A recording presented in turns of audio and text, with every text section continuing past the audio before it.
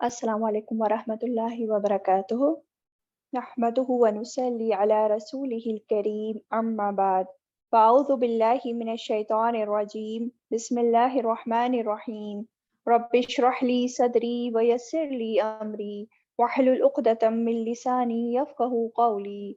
آیت نمبر 34۔ الرجال قوامون علی النساء۔ الرجال قوامون، مرد ذمہ دار ہیں، علی النساء، عورتوں پر، بما فضل اللہ، باوجہ اس کے جو فضیلت دی اللہ نے، بعدہم، ان کے بعض کو، علی بعد، بعض پر، وبما، اور باوجہ اس کے جو انفقو، انہوں نے خرچ کیا، من اموالہم، اپنے مالوں میں سے، فالصالحات قانتات، بس نیک عورتیں فرما بردار ہیں، حافظات، حفاظت کرنے والیاں ہیں، للغیبی، غیبانہ، بما، باوجہ اس کے جو حفظ اللہ، حفاظت کی اللہ نے، واللاتی، اور وہ عورتیں جو تخافون، تم ڈرتے ہو، نشوزہن، ان کی سرکشی سے، فعیذہن، بس نصیحت کرو انہیں، وہجرہن، اور علیحدہ کر دو انہیں، فی مضاجعی، بستروں میں، وضربہن، اور مارو انہیں، فإن، پھر اگر، اطعنکم، وہ اطاعت کریں تمہاری، فلا، تو نہ، تبغوا، تم تلاش کرو، علیہن سبیلا، ان پر کوئی راستہ، ان اللہ، بے شک اللہ، کانا ہے، علین، بہت بلند، کبیرا، بہت بڑا۔ چل یہ ترجمہ، اب اس کی تفسیر دیکھتے ہیں تھوڑا تھوڑا کر کے۔ جی، اب یہ جو آیتیں ہیں اس میں بیسیکلی کچھ اصول اور کچھ طریقوں کا ذکر ہے جن سے خاندان، گھر قائم ہوتے ہیں، جن سے گھر سنورتے ہیں، ہے نا۔ اب دیکھیں، معاشرہ جو ہوتا ہے نا، معاشرہ تیار ہوتا ہے گھروں کی بنیاد پر، اور گھر بنتے ہیں گھروں کے افراد سے، گھروں میں جو لوگ رہتے ہیں ان سے۔ اب اگر گھر میں سب قوام ہو جائیں، سب جو ہے اپنی بات منوائیں، تو بتائیں گھر کیسے چلے گا؟ نہیں چلے گا نا۔ اس لیے ضروری ہے کہ گھر میں کوئی ایک ایسا ہو جو گھر کا سربراہ ہو، اور باقی لوگ اس کے ساتھ مل کر، اس کے ساتھ کوآپریٹ کر کے گھر کو چلانے والے ہوں اور گھر کو سنوارنے والے ہوں۔ اب دیکھیں نا، جس طرح کسی ملک کا ایک بادشاہ ہوتا ہے اور باقی لوگ اس کے حکموں کو نافذ کرتے ہیں، اور اس کے ساتھ اس کے حکموں کو نافذ کرتے ہوئے اس کے ساتھ چلتے ہیں نا مل کے، تبھی جو ہے اس ملک کا نظام صحیح طرح چلتا ہے۔ تو ہر جگہ، ہر ملک میں، اب مطلب ایک چھوٹی سے یونٹ لے لیں اور ایک بڑی سے بڑی یونٹ لے لیں، کوئی بڑا ملک لے لیں، یا چاہے ایک شہر لے لیں، یا گھر لے لیں، یا پھر کوئی ادارہ لے لیں، یا پھر جیسے سفر میں ہی نکلتا ہے انسان، تو سفر کے دوران تو ایک امیر کی ضرورت ہوتی ہے، ایک امیر جو اس کا سربراہ ہو، تاکہ پھر ڈسپلنڈ وے میں وہ نظام چلا سکے اور باقی لوگ اس کی بات مانیں، اس کے ساتھ تعاون کرتے ہوئے، ہے نا۔ تو یہ جو ذمہ دار انسان ہوتا ہے نا، اس کو کہتے ہیں قوام، یا قیم بھی کہتے ہیں اسے، قوام یا قیم۔ اور قوام کو دیکھیں، آپ سمجھ لیں قوام کا میننگ کیا ہوتا ہے۔ قوام مطلب حفاظت کرنے والا، نگہبانی کرنے والا، ضروریات کا خیال رکھنے والا، ٹھیک ہے۔ تو اس میننگ کو اگر آپ اچھے سے سمجھ لیں گی، تو جیسے یہ لوگ گمراہ کرتے ہیں نا، عورتوں کو بھڑکاتے ہیں اس آیت کو کوٹ کر کر کے، تو پھر ان کی باتوں میں آپ نہیں آئیں گی کبھی بھی، آپ کو پتا ہوگا کہ کس سینس میں بتایا جا رہا ہے، اس کا کیا مطلب ہے۔ تو اللہ تعالیٰ کیا فرما رہے ہیں؟ الرجال قوامون علی النساء، مرد ذمہ دار ہیں عورتوں پر، مرد قوام ہیں عورتوں پر، یعنی کہ مرد جو ہیں یہ عورتوں پر نگرانی کرنے والے ہیں، ان کی حفاظت کرنے والے ہیں، ان کی دیکھ بھال کرنے والے ہیں، ان کی ذمہ داریوں کو اٹھانے والے ہیں، ٹھیک ہے۔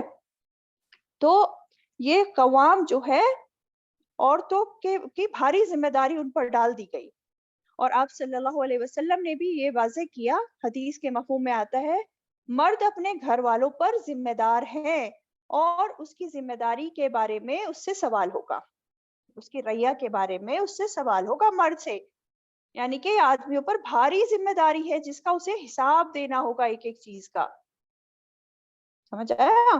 اور دیکھیں مردوں کو قوام کیوں بنایا، اس کی دو بڑی ریزنز بھی ہیں آگے جو بتائی گئی آیت میں، اللہ تعالیٰ خود ہی بتا رہے ہیں اس کی کیا ریزنز ہے۔ کیا ریزنز ہے؟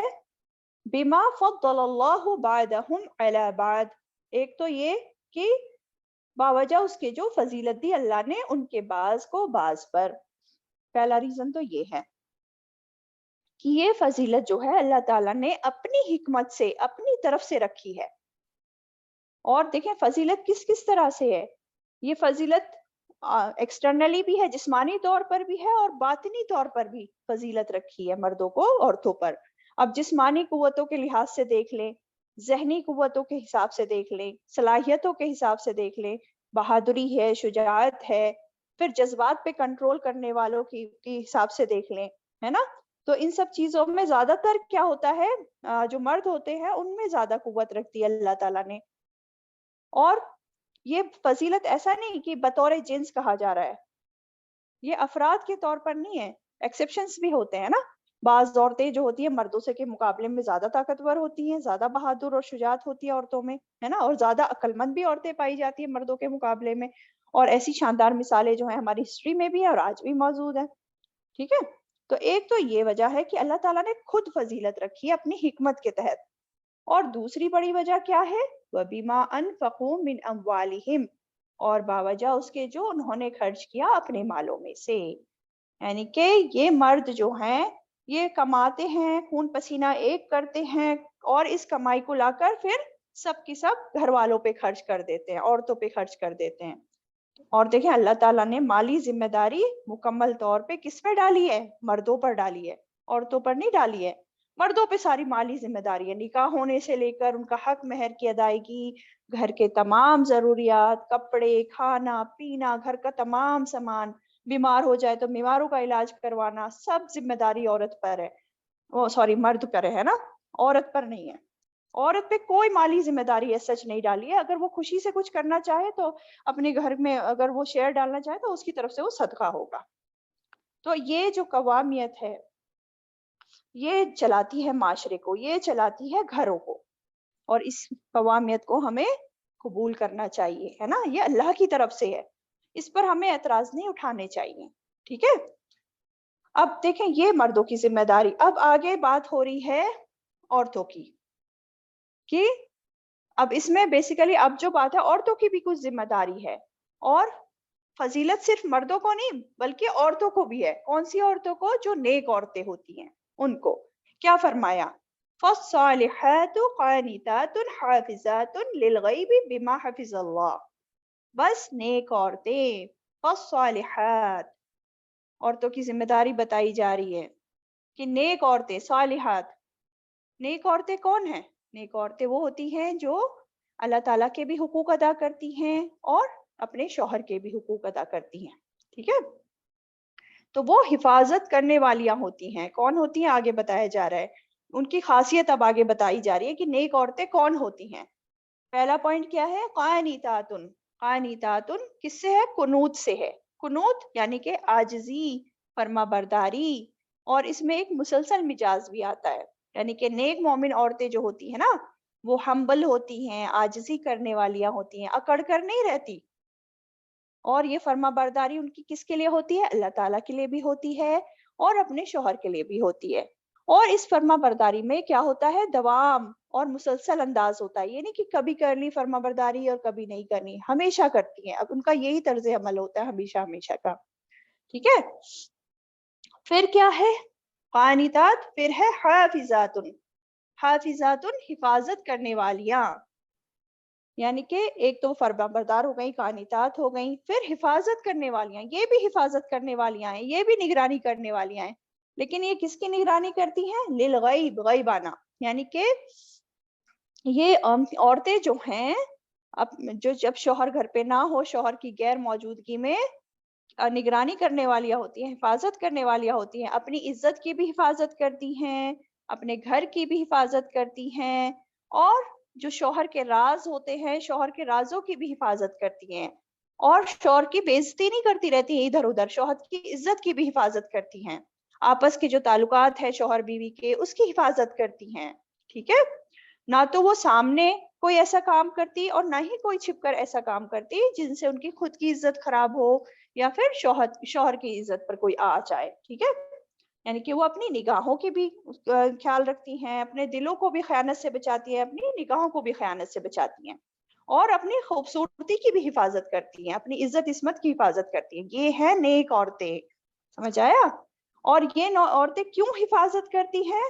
یہ جو بات آ رہی ہے نا, حافظات للغیب بما حفظ اللہ, بما حفظ اللہ, باوجہ اس کے جو حفاظت کی ان کی اللہ نے. تو اس کے بھی کئی معنی آتے ہیں بما حفظ اللہ کے. پہلا معنی تو یہ ہے کہ وہ حفاظت کرتی ہیں ان چیزوں کی جس کے حفاظت کرنے کا اللہ تعالیٰ نے حکم دیا ہے نا. بما حفظ اللہ, ان چیزوں کی حفاظت کرتی ہے جن کا اللہ تعالیٰ نے حفاظت کرنے کا حکم دیا. دوسری بات کیا آتی ہے؟ وہ حفاظت کرتی ہیں بما حفظ اللہ, کیونکہ اللہ نے ان کے حقوق کو محفوظ کر دیا نکاح کی حفاظت میں لا کر ان عورتوں کو, ہے نا. پہلے تو وہ حفاظت میں اتنی نہیں تھی, اب نکاح میں آ گئی تو وہ حفاظت میں آ گئی, نگرانی میں آ گئی. تو اللہ تعالیٰ نے ان کو محفوظ کر دیا نا, ان کے حقوق کو, ان کے حقوق دلوائے. اسی لیے اب ان کا بھی حق بنتا ہے کہ یہ بھی حفاظت کریں بما حفظ اللہ. اور تیسرا معنی کیا آتا ہے کہ اللہ کی حفاظت کے ساتھ, اللہ کی حفاظت کے ساتھ, یعنی کہ اللہ کی توفیق کے ساتھ یہ حفاظت کرتی ہیں. تو یہ تینوں معنی اس میں آ جاتے ہیں بما حفظ اللہ میں. ٹھیک ہے, تو یہ ہوتی ہیں نیک عورتیں. سمجھ آیا؟ اب جو ہے آگے کیا بتایا جا رہا ہے, یہ امپورٹنٹ بات ہے. اب آگے فرمایا واللاتی تخافون نشوزہن, اور وہ عورتیں جو تم ڈرتے ہو ان کی سرکشی سے. نشوزہن, نشوزہن, نشوز, نشوز کیا ہوتا ہے؟ نشوز ہوتا ہے, نشوز کہتے ہیں اٹھنا, ہے نا. مینلی زمین سے اٹھنے کو نشوز کہا جاتا ہے. اب یہاں نشوز کا کیا مراد ہے یہاں پہ؟ کہ جو عورت اپنے شوہر کو اس کا حق نہ دے, جو اکڑ کر رہے, جو بدتمیزی کرے, بدزمانی کرے, اپنے شوہر کی بات نہ مانے, شوہر سے بغض رکھے, سرکشی کرے, شوہر کی اطاعت نہ کرے, سر چڑھ کر رہے اس کے, تو یہ سب آ جاتا ہے نشوز میں. تو یہی بولا جا رہا ہے اور وہ عورتیں تم ڈرتے ہو ان کی سرکشی سے, ان کے نشوز سے. تو اب کیا کیا جائے, اب ایسی عورتوں کے ساتھ کیسے ڈیل کیا جائے؟ فرمایا فعیذہن وہجروہن فی المضاجع واضربوہن. 3 اسٹیپ بتائے ہیں اس میں بیسیکلی. پہلے مرحلے پہ کیا کریں گے؟ فرسٹ اسٹیپ فالو کریں گے فعیذہن, یعنی کہ فعیذہن واز سے ہے. واز کسی کا دل نرم کرنے کے لیے بھلائی کی بات کرنا. واز کیا ہوتا ہے؟ ایسی بات کرنا جس سے دوسرے کا دل نرم ہو جائے. تو فرسٹ اسٹیپ پر مرد عورت سے نرمی سے بات کر کے اس کا دل جیتے گا, پیار سے سمجھائے گا اسے, کہ پیار سے, تاکہ وہ سیدھے راستے پر لائے اسے, لیکن پیار سے. اور پیار محبت سے ہی بیوی کو اس کی ذمہ داریوں کا احساس دلائے گا, اس کی تربیت کرے گا تاکہ وہ صحیح راستے پہ آ جائے. جو وہ غلط کر رہی ہے اس کو اپنی غلطی سمجھ آ جائے. ٹھیک ہے, یہ پہلی اسٹیپ فعیذہن. لیکن پھر بھی نہ سمجھے تو اب کیا کرنا ہے؟ اب کیا کرنا ہے؟ وہجروہن, اور علیحدہ کر دو انہیں. وہجروہن, یعنی کہ جب پیار سے نہیں مان رہی تو اب تھوڑا ناراضگی کا اظہار کرنا پڑے گا. ان کو بستروں میں الگ کر دو, یعنی کہ بے رخی کا اظہار کرو. شاید بے رخی کریں گے اس کے ساتھ تو شاید وہ اس پر گرا گزرے, بھاری گزرے, اور وہ باز آ جائے. اور اگر اب پیار سے بھی نہیں مانی, اب ناراضگی سے بھی نہیں مانی, اب یہ دونوں چیزیں ہم نے کر کے دیکھ لی, تو اب کیا کریں؟ تو اب تیسرا اسٹیپ فالو کریں گے. اب بتایا جا رہا ہے وَاضْرِبُوهُنَّ, اور مارو انہیں. اب یہ والی بات ہے جو لگتی ہے عورتوں کو کہ یہ کیا بولا جا رہا ہے, اور مارو انہیں. اب دیکھیں یہ جو مارنے کا حکم ہے نا, یہ ویسا حکم نہیں ہے جیسا کہ ہمارے میلز مرد لوگ فالو کرتے ہیں. یہ پہلی بات تو یہ آخری طریقہ ہے گھر بچانے کا, اور اس میں بھی شرائط رکھی گئی ہیں کہ کتنا مارنا ہے. ایسا نہیں کہ ہر بات پہ لیا اور بیوی کی پٹائی کر دی اور پھر جو ہے اس کو اتنا مارا کہ بیچاری بے حال ہو گئی. ایسا نہیں ہے, اس کے مارنے کی شرائط بتائی ہیں, حدیث سے ہمیں پتہ چلتی ہے. پہلی بات تو ایسا نہیں مارا جائے گا کہ جس سے نشان پڑے, نہ تو چہرے پہ بھی مارا جائے گا, یعنی کہ بہت ہی ہلکی پھلکی مار کرنے کے لیے کہا گیا ہے. جیسے کہ ابن عباس رضی اللہ تعالی عنہ کہتے ہیں کہ مسواک یا اس کے جیسی کسی چیز سے مارنا ہے. اب سمجھ لینا مسواک کتنا سا ہوتا ہے, چھوٹا سا ہوتا ہے, ایک ہاتھ برابر پتلی سی ہوتی ہے, جیسے ٹوتھ برش ہوتا ہے اس طرح کا. تو اس سے ہلکی پھلکی چوٹ بیسیکلی وہ بھی ناراضگی شو کرنے کے لیے ایک طرح سے. اور دیکھیں آپ صلی اللہ علیہ وسلم نے بھی کبھی کسی عورت پر ہاتھ نہیں اٹھایا ہے نا. تو یہ جو ہے وَضْرِبُوهُنَّ، اور اس کو جو ہے غلط کوٹ کر کے پھر انسان جو لوگوں جو ہیں عورتوں کے خلاف اس کو یوز کرتے ہیں اور اس کا غلط مطلب نکال کے اور غلط. تو اس کو جو ہے سمجھنے کی بہت اچھی طرح ضرورت ہے کہ اس میں کیا کہا جا رہا ہے. وَضْرِبُوهُنَّ. اور اللہ تعالیٰ نے یہ تینوں سٹیپس بتا دیے کہ کس طرح جو ہے اصلاح کرنی ہے. پھر آگے کیا بتایا جا رہا ہے؟ فَإِنْ أَطَعْنَكُمْ، پھر اگر وہ اطاعت کریں تمہاری، فَلَا تَبْغُوا عَلَيْهِنَّ سَبِيلًا، تو نہ تم تلاش کرو ان پر کوئی راستہ. یعنی کہ اگر وہ تمہاری بات مان لیتی ہیں، سدھر جاتی ہیں، تو پھر ان کو مارنے کے کوئی اور بہانے مت ڈھونڈتے رہو کہ بہانے سے پھر بھی تم ان کو مارو. کیوں؟ ان اللہ کان علیٰ کبیرہ، کیونکہ بے شک اللہ تعالیٰ بہت بلند ہے، بہت بڑا ہے. یعنی کہ دیکھیں اس میں جو ہے یہی بات ہے کہ کوئی ظلم اور زیادتی تم کرو گے تو یہ جو ہے اس پہ تمہاری پکڑ ہوگی. ایک بار دیکھیں آپ صلی اللہ علیہ وسلم نے ایک آدمی کو دیکھا کہ وہ اپنے غلام کو مار رہا تھا. تو آپ نے فرمایا اس کو بتاؤ جتنی طاقت قدرت تم اپنے اس غلام پر رکھتے ہو، اللہ کی قدرتیں طاقتیں تمہارے ان طاقتوں سے کہیں بڑھ کر ہیں، کہیں بڑھ کر ہیں. تو انسان کو ڈرنا چاہیے کہ وہ کر کیا رہا ہے اور کیا اس کام کا انجام ہوگا. غلط کام جو کر رہا ہے، ظلم ذاتی جو کر رہا ہے. اس میں مردوں کو بتایا جا رہا ہے کہ اگر تم سمجھتے ہو کہ میں بہت بڑا ہوں، جو چاہے برتاؤ کروں بیوی کے ساتھ، تو اللہ تعالیٰ سب سے بڑا ہے، ہر چیز سے بلند ہے، پوری کائنات میں سب سے بڑا ہے. ان اللہ کان علیٰ کبیرہ. کہاں بچ کے جاؤ گے، ہے نا.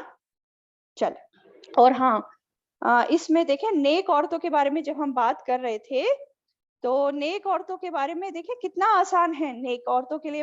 عبد الرحمن بن عوف نے روایت کیا ہے کہ آپ صلی اللہ علیہ وسلم نے فرمایا اگر عورت اپنی 5 نماز پڑھے، روزے رکھے رمضان کے، اور اپنی عزت کی، اپنی شرمگاہ کی حفاظت کرے اور اپنے شوہر کی اطاعت کرے، تو اس سے کہا جائے گا جنت کے کسی بھی دروازے سے داخل ہو جاؤ جنت میں. سبحان اللہ.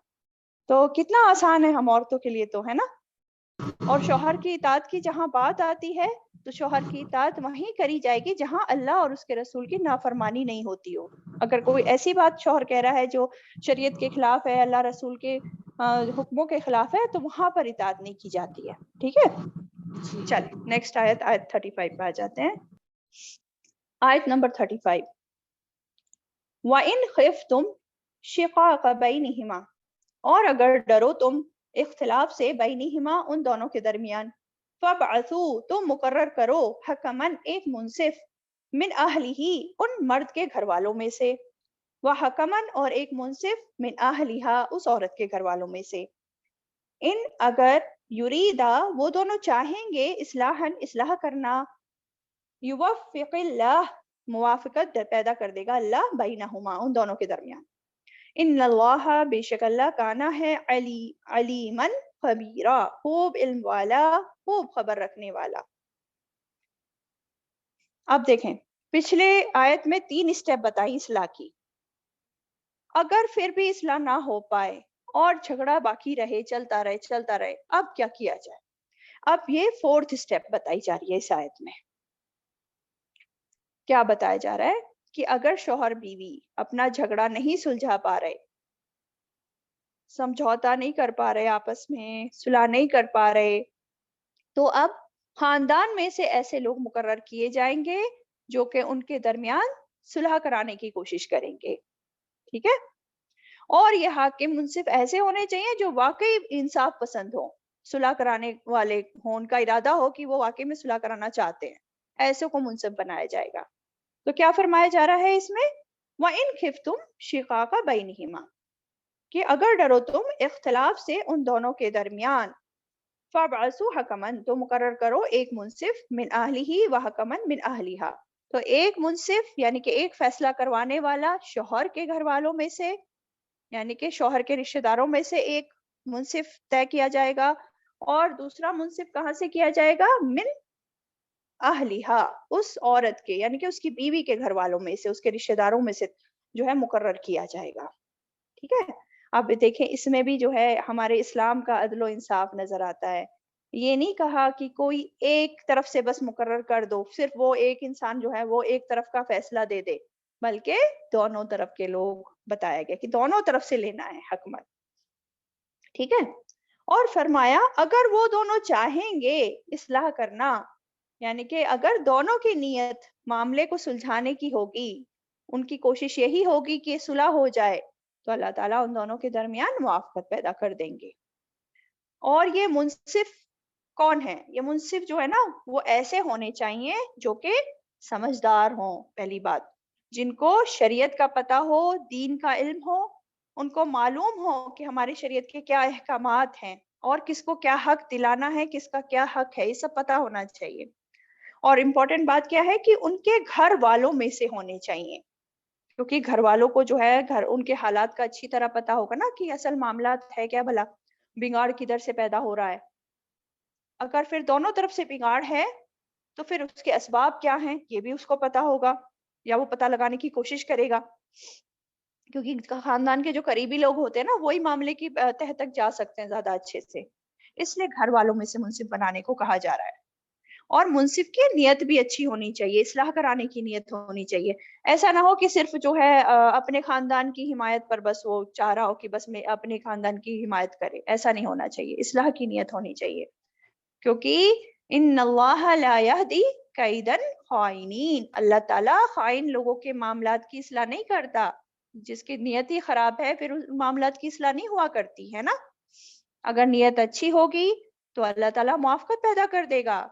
اگر اصلاح کرنے کا ارادہ ہوگا تو مرد عورت دونوں اصلاح اگر کرنا چاہ رہے ہوں گے تو اللہ تعالیٰ ان دونوں کے درمیان موافقت پیدا کر دے گا. دیکھیں بڑے سے بڑا فساد ہو جائے، فتنہ ہو جائے، یہاں تک کہ طلاق بھی ہو جائے، تب بھی دونوں آپس میں صلح کر سکتے ہیں، رجوع کر سکتے ہیں. دیکھیں کیونکہ دل بدلتے دیر نہیں لگتی، کچھ بھی ہو سکتا ہے. کوئی بھی چیز دنیا میں پرماننٹ نہیں ہے، دنیا میں پرماننٹ نہیں ہے، بدلاؤ ہوتے رہتے ہیں. کچھ ایک چیز ہونے سے، کچھ ایک چیز میں خرابی آنے سے زندگی ختم نہیں ہو جاتی. ہر مشکل میں انسان کو پر امید رہنا چاہیے، ہر چیز میں پازیٹیو چیز نکالنے کی کوشش کرنی چاہیے، ہے نا. قرآن میں بھی آتا ہے نا ان مع العسر یسرا، تنگی کے ساتھ ہی آسانی ہے، تنگی کے ساتھ ہی آسانی ہوتی ہے، راستہ ضرور نکلے گا. اس لیے انسان کو کبھی مایوس نہیں ہونا چاہیے، بس اپنی نیت درست رکھنی چاہیے، نیت اچھی رکھنی چاہیے، ہے نا. ان اللہ کان علیما خبیرا، بے شک اللہ خوب علم رکھنے والا ہے، خوب خبر رکھنے والا ہے. یہاں اللہ تعالیٰ کے دو نام آ گئے.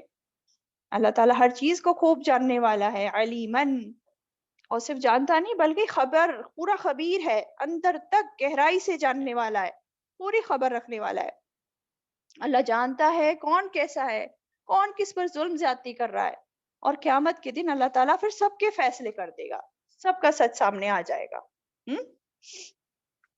آیت 36 وَاعْبُدُوا اللَّهَ وَلَا تُشْرِكُوا بِهِ شَيْئًا، وَاعْبُدُوا اللَّهَ، اور عبادت کرو اللہ کی، وَلَا تُشْرِكُوا، اور نہ تم شریک کرو، بِهِ، ساتھ اس کے، شَيْئًا، کسی بھی چیز کو، وَبِالْوَالِدَيْنِ إِحْسَانًا، اور ساتھ والدین کے احسان کرنا، وَبِذِي الْقُرْبَى، اور ساتھ قرابت داروں کے، وَالْيَتَامَى، اور یتیموں کے، وَالْمَسَاكِين، اور مسکینوں کے، والجار ذی القربہ، اور پڑوسی قرابت دار کے، والجار الجنوب، اور پڑوسی اجنبی کے، والصاحب بالجنب، اور ساتھی پہلو کے، وابن السبیل، اور مسافر کے، وما ملکت ایمانکم، اور جن کے مالک ہوئے دائیں ہاتھ تمہارے، ان اللہ، بے شک اللہ، لا یحب، نہیں وہ پسند کرتا، من کانا مختالا فخورا، اسے جو ہو خود پسند، فخر کرنے والا.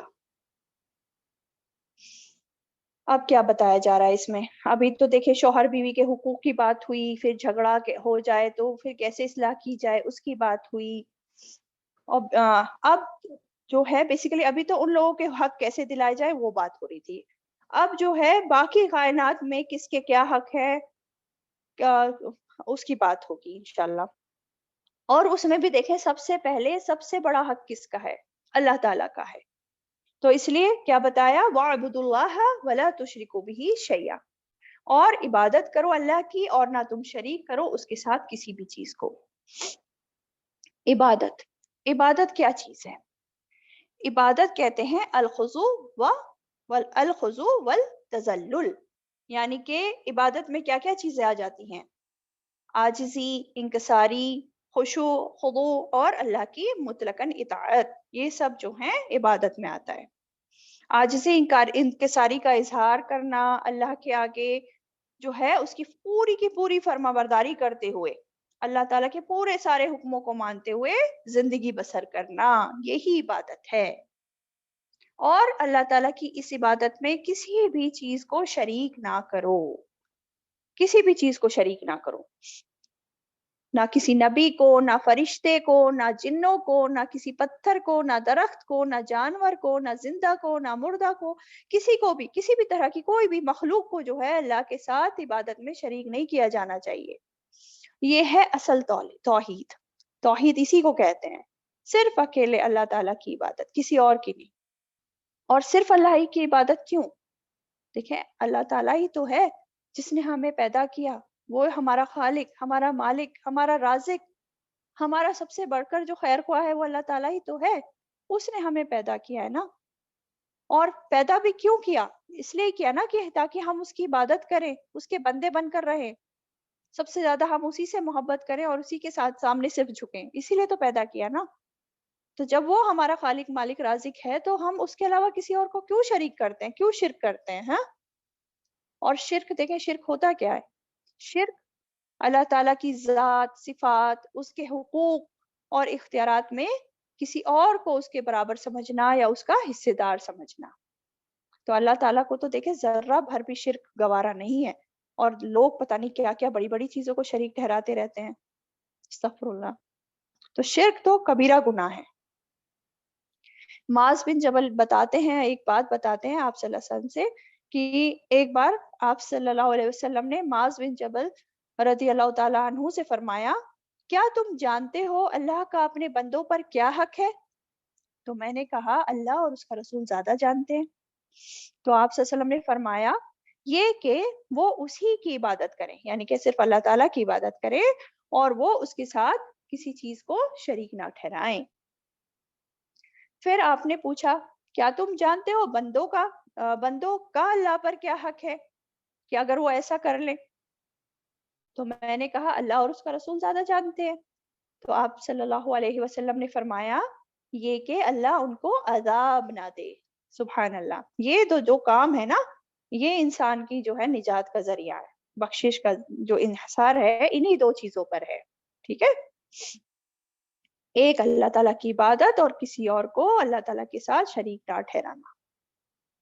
آپ دیکھیں نا، انسان کتنا بھی نیک عمل کر لے، اگر وہ ساتھ میں شرک کر رہا ہے تو اس کے سارے نیک اعمال ضائع ہو جاتے ہیں، کیونکہ وہ تھے ہی نہیں اللہ تعالیٰ کے لیے، اس نے تو کسی اور کے لیے کیے تھے، یا خالص اللہ تعالیٰ کے لیے نہیں کیے، اس میں کسی اور کو شریک کر لیا، تو وہ ضائع ہونے ہی ہونے ہیں، پھر کیوں اللہ تعالیٰ بدلہ دے ان کا جب اللہ کے لیے تھے ہی نہیں تو یہ توحید جو ہے نا، اس کو سمجھنا بہت ضروری ہے۔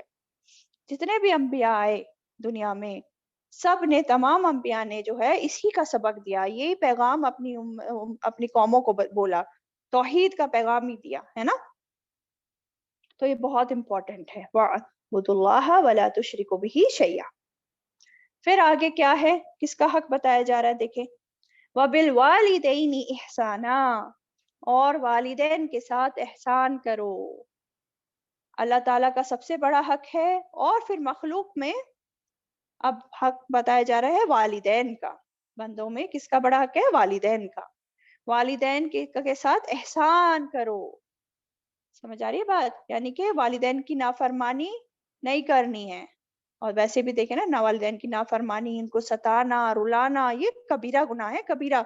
ہم کتنا آسانی سے اس چیز کو لے لیتے ہیں۔ ایسا شخص پھر جنت کا مستحق نہیں ہوتا۔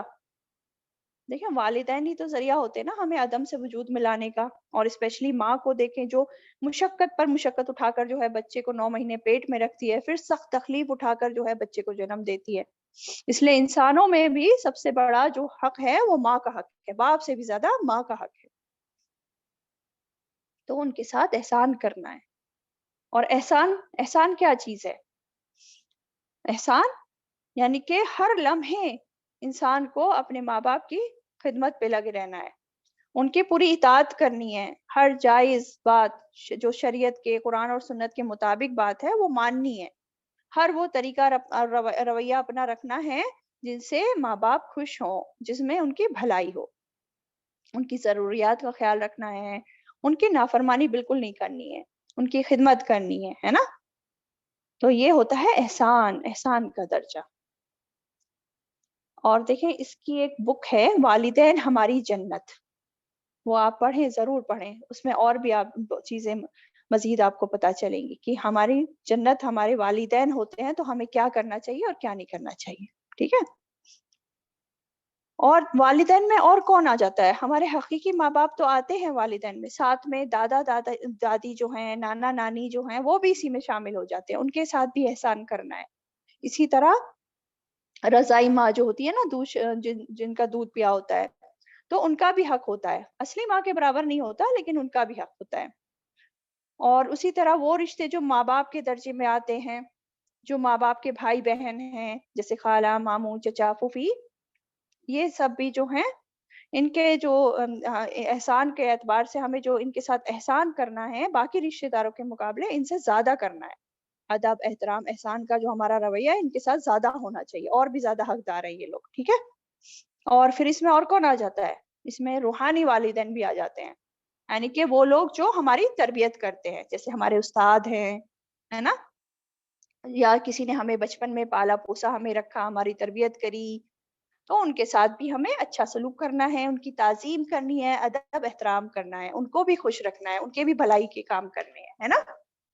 تو یہ بات ہو گئی کہ ان کے ساتھ احسان کرنا ہے، وَبِالْوَالِدَيْنِ إِحْسَانًا۔ پھر آگے بات ہو رہی ہے وَبِذِي الْقُرْبَى، اور ساتھ قرابت داروں کے۔ قرابت دار کسے کہتے ہیں؟ رشتہ داروں کو، یعنی کہ پھر رشتہ داروں کے ساتھ بھی احسان کرو۔ یہ احسانہ سب کے ساتھ آ رہا ہے، یہ شروع میں آیا نا وَبِالْوَالِدَيْنِ إِحْسَانًا، یہ احسانہ آپ سب کے ساتھ لگا دیجیے گا آگے۔ تو وَبِذِي الْقُرْبَى، قرابت داروں کے ساتھ، رشتہ داروں کے ساتھ احسان۔ اور اس میں بھی رول فالو ہوتا ہے الاقرب والاقرب، یعنی کہ جو جتنا قریبی ہے اتنا ہی احسان کا زیادہ حقدار ہے۔ تو پہلے قریبی رشتہ داروں کا زیادہ حق ہوگا، پھر ان کی ایکسٹینڈڈ فیملیز کا۔ تو حکم ہے کہ ان کے ساتھ بھی احسان کرنا ہے، ان کو بھی کوئی تکلیف نہیں پہنچانی، اپنے رشتہ داروں کو ان کو دکھ نہیں دینا، ان کے بھی ساتھ بھلائی کا، اچھے اخلاق کا معاملہ رکھنا ہے، ٹھیک ہے؟ حدیث میں آتا ہے جو شخص یہ چاہتا ہے کہ اس کی روزی وسیع ہو، اس کی عمر لمبی ہو جائے، تو اسے کیا چاہیے کہ وہ صلہ رحمی کرے۔ سبحان اللہ، صلہ رحمی کے کتنے فائدے ہیں! آج کل ہر کوئی جو ہے رزق کے لیے پریشان ہے، تو جس کو اپنے رزق میں اپنا رزق بڑھانا چاہتا ہے اور اپنی لمبی عمر کرنا چاہتا ہے تو وہ صلہ رحمی کرے۔ اور اسی طرح ایک اور حدیث میں آتا ہے جس کا مفہوم ہے کہ صدقہ اگرچہ کسی کو بھی دے تو اجر ملتا ہے، لیکن وہی صدقہ اگر کسی قریبی رشتہ دار پر پہلے دیا جائے تو اس میں دوہرا اجر ملے گا۔ دیکھیں، ایک تو رشتہ داری صلہ رحمی کا بھی ثواب ملے گا اور صدقے کا بھی ملے گا، تو دگنا اجر۔ تو اس لیے صلہ رحمی کرنا بہت ضروری ہے۔ پھر کیا بات ہو رہی ہے؟ وَبِذِي الْقُرْبَى ہو گیا، وَالْيَتَامَى، یعنی کہ اب احسان کرنے کی بات ہو رہی ہے یتیموں کے ساتھ، اور یتیموں کے ساتھ احسان کرو۔ یتیم ہم پڑھ چکے ہیں، کون ہوتے ہیں یتیم؟ وہ نابالغ بچے جن کے باپ فوت ہو جاتے ہیں، ہے نا؟ بلوغت کی عمر سے پہلے جن بچوں کے باپ فوت ہو جائے وہ یتیم کہلاتے ہیں۔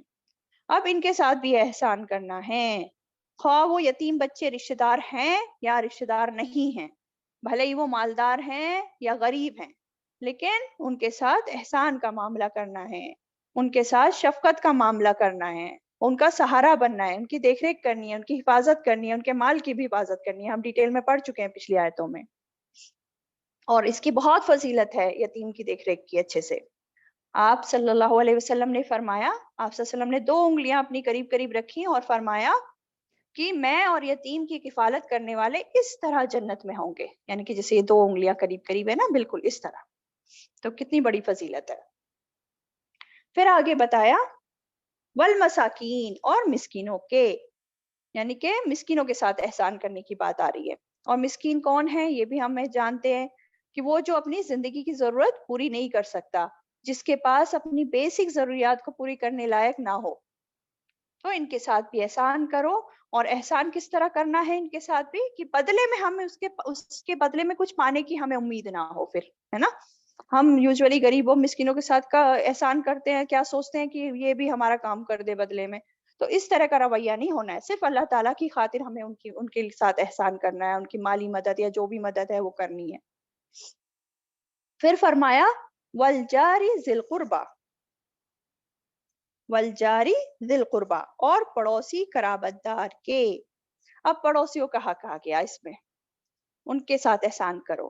اب اس میں بھی پڑوسی کئی طرح کے ہیں نا، پہلے ہیں رشتہ دار پڑوسی، رشتہ دار پڑوسی کا کے ساتھ احسان کرنا۔ اب پڑوسی ہمارے رشتہ دار بھی ہو سکتے ہیں اور غیر رشتہ دار بھی ہو سکتے ہیں نا، تو پڑوسی رشتہ دار ہے تو ان کے ساتھ بھی احسان کرو۔ اور ان کے بھی دو حق ہیں، ایک تو رشتہ داری کا حق ہو گیا اور دوسرا پڑوسی ہونے کے اعتبار سے ہو گیا۔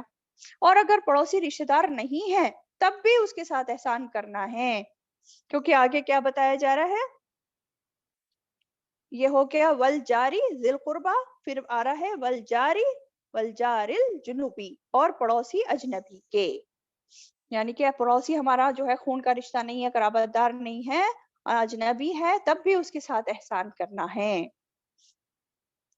دونوں کوئی بھی ہو پڑوسی، مسلمان ہو یا غیر مسلمان ہو، اس کا حق ہے اس کے ساتھ احسان کا درجے سے ہمیں اس کے ساتھ پیش آنا ہے۔ اور کتنا بڑا حق ہے پڑوسی کا، آپ صلی اللہ علیہ وسلم نے فرمایا کہ مجھے جبریل علیہ السلام بار بار پڑوسی کے بارے میں اچھا سلوک کرنے کی وصیتیں کرتے رہے، یہاں تک کہ مجھے خیال ہوا کہ وہ پڑوسی کو میرا وارث بنا دیں گے۔ مطلب اتنی زیادہ تلقین کر رہے تھے اچھا سلوک کرنے کی کہ آپ صلی اللہ علیہ وسلم کو لگا کہ کہیں وہ وراثت میں حصہ نہ رکھ دیں پڑوسی کا، کہ اتنا زیادہ اچھا سلوک اور احسان کا درجے کی بات ہو رہی ہے۔ تو پڑوسی کا حق بہت بڑا ہے، اور پڑوسی کو اذیت دینے پر وعید بھی ہے۔ آپ صلی اللہ علیہ وسلم فرماتے ہیں کہ اللہ کی قسم وہ مومن نہیں، 3 بار آپ صلی اللہ علیہ وسلم نے کہا یہ بات، اللہ کی قسم وہ مومن نہیں جس کی شرارتوں سے اس کا پڑوسی محفوظ نہ ہو۔ کتنی بڑی بات ہے یہ، وہ مومن ہی نہیں۔ تو پڑوسی کے ساتھ برا سلوک کرنا عام برائی سے بھی بڑی برائی ہوتی ہے۔ پڑوسی کی جان مال عزت کی حفاظت نہ کرنا، یہ سب برے سلوک میں شامل ہے۔ پڑوسی کو کوئی تکلیف نہیں دینی چاہیے، بلکہ ان کو تحفے تحائف دیتے رہنا چاہیے، ان سے اچھا کلام کرنا چاہیے، بد زبانی نہیں کرنی چاہیے، اچھا رویہ ان کے ساتھ رکھنا چاہیے، ہے نا۔ کیونکہ پڑوسی کی جان مال عزت اس کی حفاظت ہمیں کرنی ہے، اس کو نقصان نہیں پہنچانا ہے۔ پھر آگے دیکھتے ہیں کیا بتایا جا رہا ہے، کس کے ساتھ کہا جا رہا ہے احسان کرنے کو، وَالصَّاحِبِ بِالْجَنْبِ، اور ساتھی پہلو کے، ان کے ساتھ احسان کرو۔ اب اس میں کون کون آ جاتا ہے، وَالصَّاحِبِ بِالْجَنْبِ، اب اس میں مختلف لوگ آ جاتے ہیں۔ سب سے پہلے دیکھیں ساتھی پہلو کا کون ہوتا ہے، شوہر بیوی، وہ پہلو کے ساتھی ہوتے ہیں، تو اس میں شوہر بیوی بھی آ جاتے ہیں۔ پھر اور کون آ جاتا ہے اس میں، وہ لوگ بھی آ جاتے ہیں جیسے کلاس میں ہیں، کالج میں ہیں، جو کلاس میٹس ہیں وہ سب ساتھ میں ہوتے ہیں، پہلو کے ساتھی ہوتے ہیں، وہ سب آ جاتے ہیں۔ جو ساتھ میں کام کرتے ہیں آفیسز میں، کولیگس ہیں یا بزنس پارٹنرز ہیں، وہ بھی آ جاتے ہیں، فرینڈس ہیں، دوست ہیں، ہے نا، وہ سب اس میں آ جاتے ہیں۔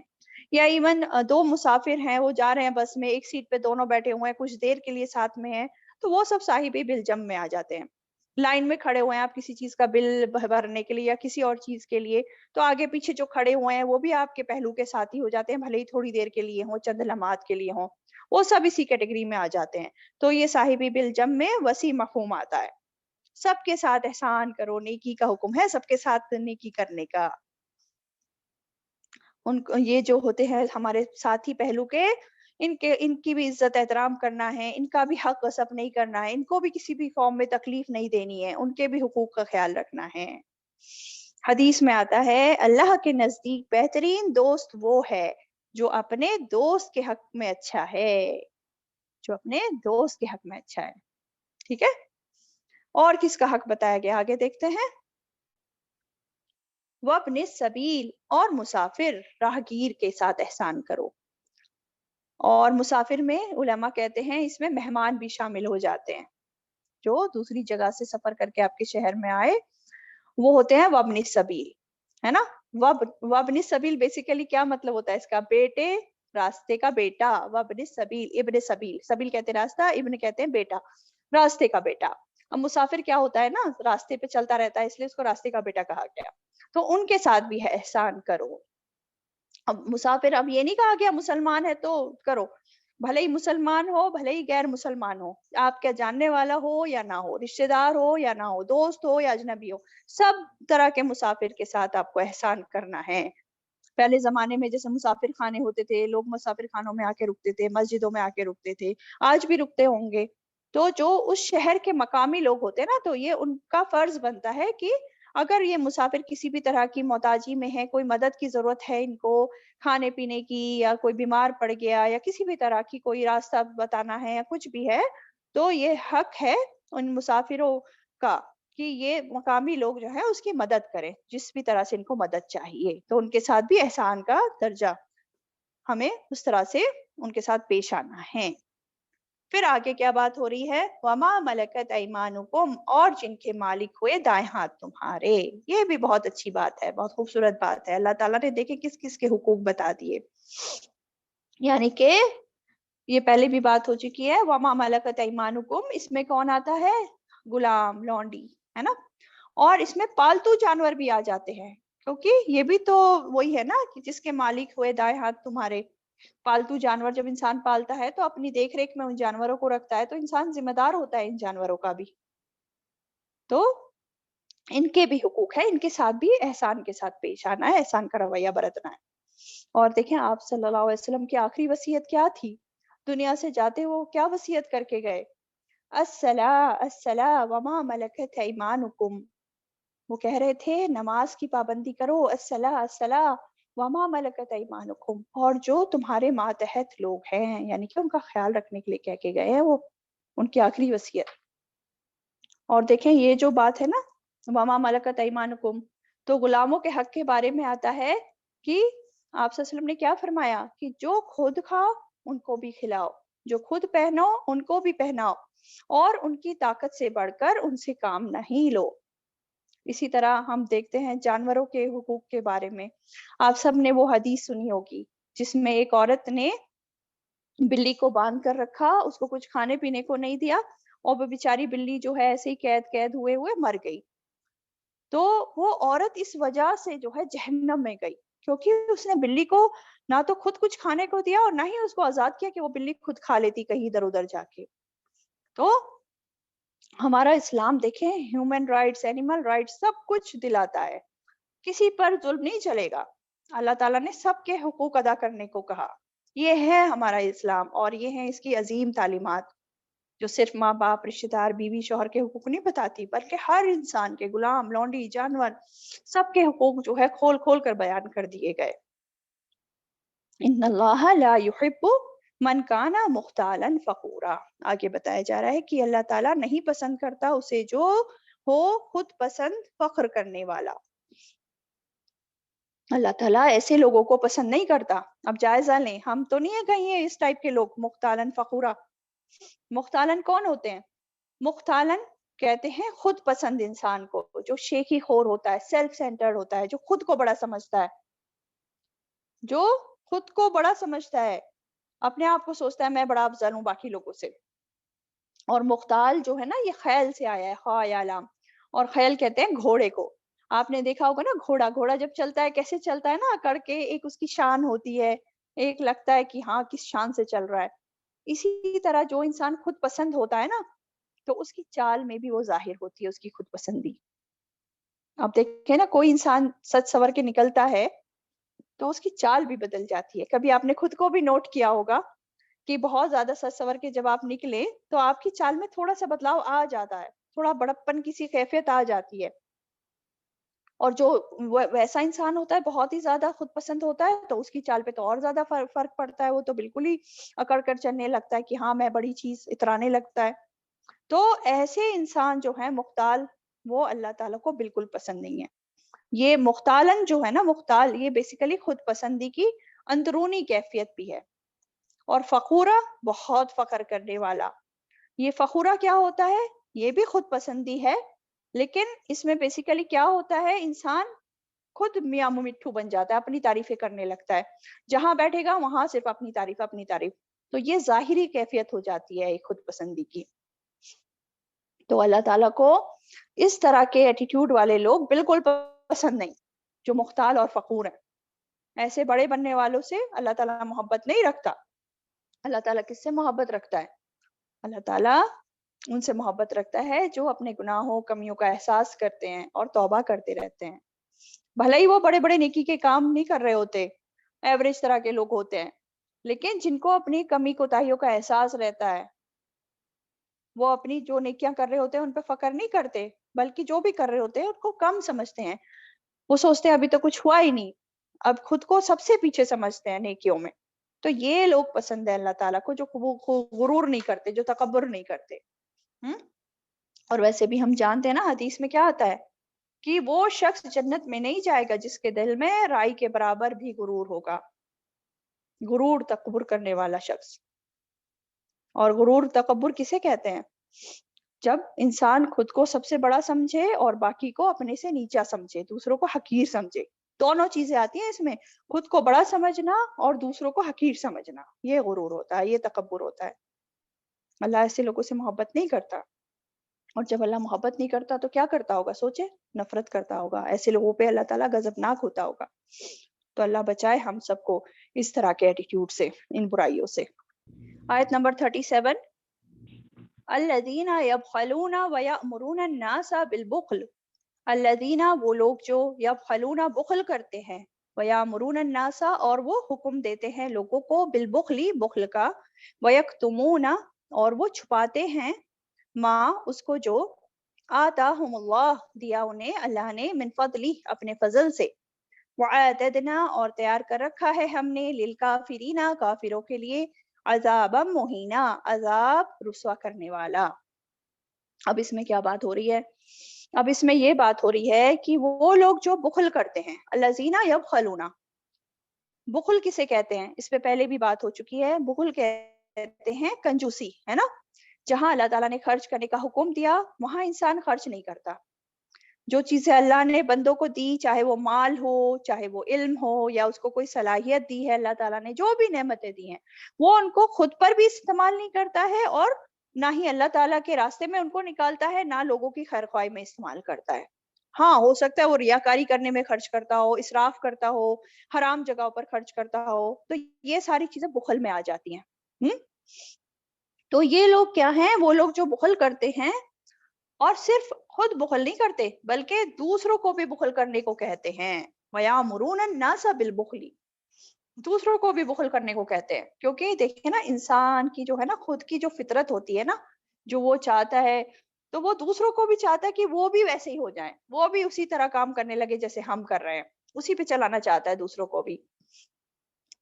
جیسے کوئی نیک ہوتا ہے انسان، تو وہ نیک انسان جو ہوتا ہے وہ چاہتا ہے باقی دنیا بھی نیک ہو جائے، باقی دنیا بھی اچھی ہو جائے، ہدایت پر آ جائے. اس کی کوششیں ہوتی ہیں، وہ کوشش بھی کرتا ہے اس چیز کے لیے کہ باقی لوگ بھی ہدایت پایا جائے، دین سیکھ لیں، ہے نا. لیکن اگر کوئی غلط راستہ اختیار کیے ہوتا ہے، بخیل کنجوس ہوتا ہے، تو وہ کیا چاہتا ہے کہ دوسرے لوگ بھی ایسے ہی ہو جائیں. اس کو پھر فراغ دلی یا سخاوت جو ہے دوسرے لوگوں سے گوارا نہیں ہوتی. ایسے لوگ نہ خود دوسروں کو حقوق دے رہے ہوتے ہیں، نہ ہی اپنے اوپر خرچ کر رہے ہوتے ہیں، نہ دوسروں کے حقوق ادا کر رہے ہوتے ہیں نا. اور یہی سیکھ دوسروں کو بھی دیتے ہیں. چاہتے ہیں دوسرے لوگ بھی ہماری طرح ہو جائیں، وہ بھی بخیل ہو جائیں. اور کیا کرتے ہیں یہ لوگ؟ اور یہ کیا کرتے ہیں؟ ساتھ میں چھپاتے بھی ہیں. وَيَكْتُمُونَ مَا آتَاهُمُ اللَّهُ مِنْ فَضْلِهِ وہ چھپاتے ہیں اس کو جو دیا انہیں اللہ نے اپنے فضل سے، کہیں کوئی مانگ نہ لے. اور چھپاتے کس طرح سے؟ دو انداز ہوتے ہیں چھپانے کے بھی. ایک ہوتا ہے زبانی طور پر چھپانا، اور دوسرا ہوتا ہے عملی طور پر چھپانا. زبانی طور پر کیسے چھپاتے ہیں؟ جب بھی بیٹھیں گے لوگوں کے پاس بس یہی شکایت کریں گے، ارے کچھ نہیں بچتا، سب ختم ہو جاتا ہے، خالی ہو جاتے ہیں مہینہ آتے آتے، اس طرح کی باتیں کرتے ہیں. اور عملی طور پر کیا کرتے ہیں کہ ہوتا ہے ان کے پاس، پھر بھی غریب فقیر بن کر پیش ہوتے ہیں دوسروں کے سامنے. اور یہ غریب فقیر بن کر اس لیے پیش نہیں ہوتے کہ ان کے اندر تقویٰ ہے، جوہد ہے، اس لیے نہیں ہوتے، بلکہ بخل کی وجہ سے. یہ لوگ نہ تو اللہ تعالیٰ کی نعمتوں کو خود پر خرچ کرتے ہیں اور نہ ہی اللہ کی راہ میں نکالتے ہیں. بخیل ہونے کی وجہ سے، اور نہ ہی وہاں خرچ کرتے جہاں ان کو خرچ کرنے کا حکم دیا تھا. جن جگہ پہ فرض ہے، واجب ہے اخراجات کرنا، وہاں بھی یہ لوگ خرچ نہیں کرتے ہیں. تو اس طرح کے بخیل لوگ ہوتے ہیں. اور یہ کیا ہے؟ ما آتاہم اللہ من فضلی، ان کو جو دیا ہے اللہ تعالیٰ نے دیا ہے، اپنے فضل سے دیا ہے. من فضلی، اس میں ان کا اپنا کوئی کمال نہیں تھا جو ان کو ملا ہوا ہے، مال دولت یا جو بھی صلاحیت یا جو بھی علم، سب کچھ ہے نا. اگر اللہ چاہتا تو نہ دیتا انہیں، یہ کتنی بھی کوشش کر لیتے. تو ان کو جو ملا ہے یہ اللہ تعالیٰ نے اپنے فضل سے عطا کیا ہے. اور پھر بھی جو ہے یہ لوگ بخل کرتے ہیں. اور دیکھیں حدیث سے پتہ چلتا ہے، ترمذی کی حدیث ہے، اللہ تعالیٰ جب کسی بندے کو کوئی نعمت عطا کرتا ہے تو اس بات کو پسند کرتا ہے اللہ تعالیٰ کہ اس نعمت کا اثر اس بندے پر دکھائی دے. تو اس نعمت کا اثر بندوں پر دکھائی دینا چاہیے. نمود و نمائش نہیں کرنی چاہیے، اور نہ ہی فٹے حال رہنا چاہیے کہ لوگ جو ہیں اس کو فقیر سمجھنے لگیں. بلکہ اللہ تعالیٰ نے جتنا دیا ہے اس کے مطابق اعتدال سے زندگی گزارنی چاہیے، ہے نا. اور دیکھیں حدیث میں آتا ہے کہ بخل سے بڑھ کر اور کون سی بیماری ہو سکتی ہے، یعنی کہ بخیل ہونا یہ بھی بیماری ہے ایک. آپ صلی اللہ علیہ وسلم نے فرمایا، جو حدیث کا مفہوم ہے کہ خبردار رہو، تم شح سے بچو، کیونکہ یہی وہ چیز ہے جس نے تم سے پہلے لوگوں کو ہلاک کیا. شح سے بچو. شح جو کیا چیز ہوتی ہے؟ شو میں بیسیکلی دونوں چیزیں آ جاتی ہیں، بخل بھی آ جاتا ہے اور لالچ بھی آ جاتا ہے، ہرس بھی آ جاتی ہے. تو اس چیز سے بچنے کی بہت ضرورت ہے، یہ ہلاکت کا باعث بنتی ہے چیزیں، لالچ اینڈ اسٹنگینس. تو یہ لوگ جو بخل کرتے ہیں وہ اللہ کی نعمتوں کو چھپاتے ہیں، اور یہ بیسیکلی ان کا کیا رویہ ہوتا ہے؟ یہ شکر گزار نہیں ہوتے. ایک طرح سے یہ اللہ کی نعمتوں کا انکار کر رہے ہوتے ہیں. ملا ہوا ہے سب کچھ، لیکن ان کو استعمال نہ کر کے پراپر وے میں اور دوسروں پر نہ لگا کے یہ نہ شکراپن شو کر رہے ہوتے ہیں، اللہ تعالیٰ کی نعمتوں کا ایک طرح سے انکار کر رہے ہوتے ہیں. اسی لیے آگے کیا آیا ایسے لوگوں کے لیے؟ وَأَعْتَدْنَا لِلْكَافِرِينَ عَذَابًا مُهِينًا، اور تیار کر رکھا ہے ہم نے کافروں کے لیے عذاب رسوا کرنے والا. کافر ورڈ آیا ہے یہاں ان لوگوں کے لیے کہ ہم نے ایسے کافروں کے لیے رسوا کن عذاب تیار کر رکھا ہے. کافر جو نعمتوں کو چھپا رہا ہے، جو نعمتوں کا انکار کر رہا ہے، یہ بخیل انسان. اور کافر جو ہے کفر ایسے ہے نا، کفر کہتے ہیں چھپانا، ناشکری کرنا. تو ان کے لیے آلریڈی تیار ہے یہ عذاب، رسوا کن عذاب. وآخر دعوانا ان الحمد للہ رب العالمین.